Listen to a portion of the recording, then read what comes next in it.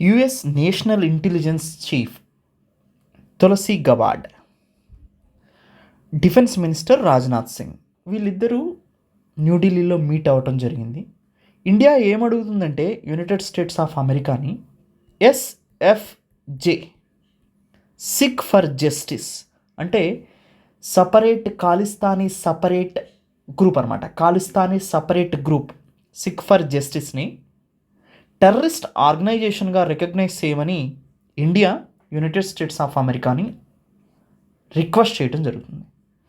ఈ మీటింగ్లో ముఖ్యంగా ఏం చెప్తుంది ఇండియా అంటే, సిక్ ఫర్ జస్టిస్ గ్రూప్ అంటే సపరేట్ ఖాలిస్తానీ మూమెంట్కి ఊతం ఇచ్చేటువంటి ఎస్ఎఫ్జే అనేది పాకిస్తాన్ ఇంటెలిజెన్స్ ఏజెన్సీ అయిన ఐఎస్ఐ అండర్లో నడుస్తుంది అని ఇండియా క్లెయిమ్ చేస్తుంది.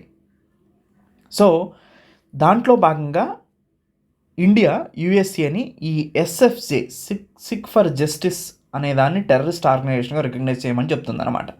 ఇలా రికగ్నైజ్ చేయటం వల్ల ముఖ్యంగా యుఎస్ఏలో దాని ప్రభావం కెనడా మీద కూడా పడటానికి అవకాశం ఉంటుంది. దాంతోపాటు ఇండియా అండ్ యుఎస్ఏ యొక్క డిఫెన్స్ డిస్కషన్స్ జరిగినాయి. ఇంటెలిజెన్స్ షేరింగ్ మీద, మ్యారిటైమ్ కోఆపరేషన్ మీద కూడా డిస్కషన్స్ జరిగినాయి.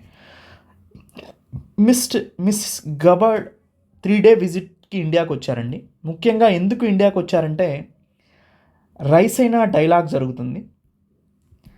ఈ రైసైనా డైలాగ్ అనేది గ్లోబల్ సిచ్యువేషన్ ఎలా ఉంది అనే దాని మీద మాట్లాడుతూ ఉంటారు. 2025లో న్యూఢిల్లీలో జరుగుతుంది. ఇది 10th రైసైనా డైలాగ్ అనమాట.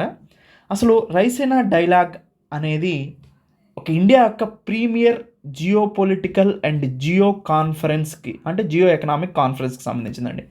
ఇండియా యొక్క premier geopolitical as well as geoeconomic conference ఇది ప్రతి సంవత్సరం జరుగుతుంది.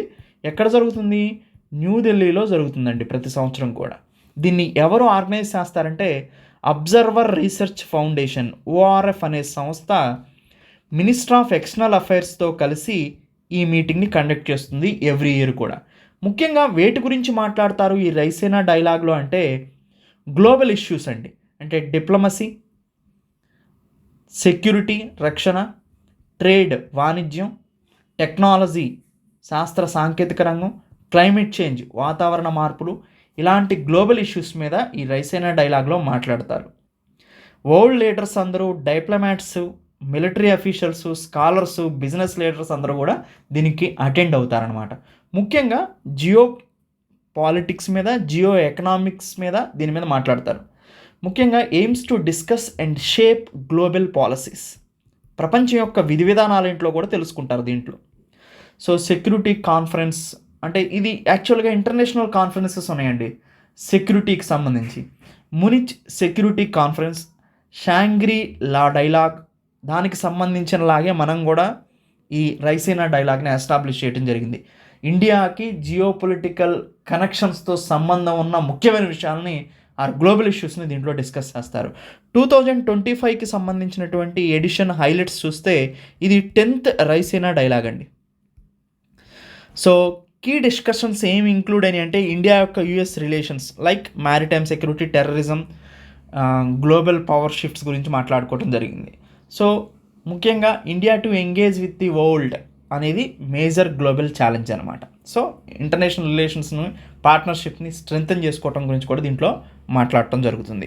ఇది రైసైనా డైలాగ్. ప్రజెంట్ 2025 జరిగేది 10th డైలాగ్. దీనికి USA national intelligence chief Tulsi Gabbard దీనికి అటెండ్ అవ్వడం జరిగింది. 3-day విజిట్కి రావడం జరిగింది. And once defence minister Rajnath సింగ్ని మీట్ అయిన తర్వాత ప్రైమ్ మినిస్టర్ నరేంద్ర మోడీ కూడా మీట్ అవ్వటం జరిగిందనమాట. సో అయితే ముఖ్యంగా మనం ఈ మీటింగ్లో బ్యాక్గ్రౌండ్కి సంబంధించిన యుఎస్ టెన్షన్స్ కూడా నడిచినాయి. యునైటెడ్ స్టేట్స్ ఆఫ్ అమెరికాకి ఇండియాకి మధ్యలో రిలేషన్స్ కూడా కొంత స్ట్రెయిన్ అయినాయి. ఎప్పుడు అంటే ఎస్ఎఫ్జే అంటే సిక్ ఫర్ జస్టిస్ లీడర్ అయినటువంటి గుర్పత్వంత్ సింగ్ పన్నుని అసాసినేట్ చేశారు.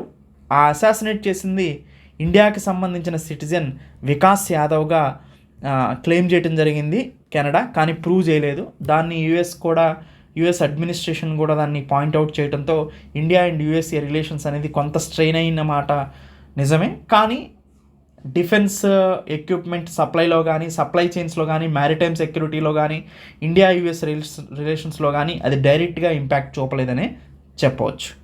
సో ఇది ఇండియాకి యుఎస్ఏకి మధ్యలో ఉన్నటువంటి డిఫెన్స్ రిలేషన్స్ ప్రజెంట్ డేస్లో.